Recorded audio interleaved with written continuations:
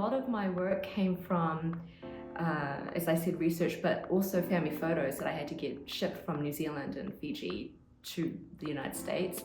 And they're all old photos, so then there's missing information there, there's new information from things like cave paintings in the region that we're from.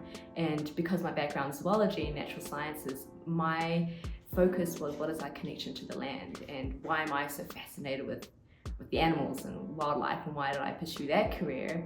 Because my ancestors, they were experts in agriculture and living off the forest and preserving the land, being stewards, and so that connection came full circle, and I tried to kind of lose moments and bring it back with the paint, and I thought, you know, just creating the piece made me feel more connected to that subject matter. The piece Daya Wati is about my grandmother, or my nani, on my maternal side. She is a representative to me of my ancestors. She was the last living relative that had a connection to that history. And our history is based on oral tradition. There's no written record, and there's a lot of gaps in information because we're from a diaspora and being spread all over the world. This piece really encapsulates a lot of who I am as I discovered more about her and about our ancestors, and so I tried to put that all together in an image that really meant a lot to me. I felt sometimes like I didn't belong in so many spaces, like you kind of exist in a liminal transitional moment, like if you're from a diaspora, if you're an immigrant, or you're, you know, moved around, or I think a lot of us have that experience where we feel like we're part of all these different cultures and spaces, but we don't fully belong in just one. And I think looking back into my history and into my ancestors, I'm so part of this space. It's totally part of me and it's legitimate. So it was really the beginning of that for me in this one work.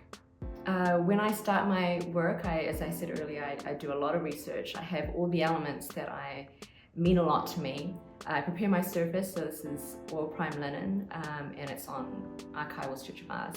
So it's a really solid surface. And then what I do is I paint the composition in oil paint, and then I wait for it to dry, sit with it, and then with this one at least, I sanded back moments that I wanted to kind of fade into the background, moments that I wanted to be lost.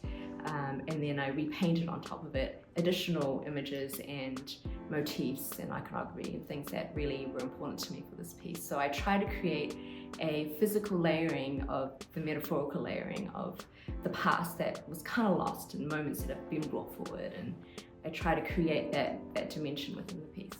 Now that I'm a new mother and I have a daughter, I think this kind of exhibition and this collection and this ongoing pursuit of these stories is even more important now that I'm thinking about the next generation. I'm thinking about how so much of that information has been lost. For my ancestors, this is my way to preserve it for her going forward, and for the next generation to look back and see, hey, this is important, this is something we have to honor, and this is something we actually need going forward in this world.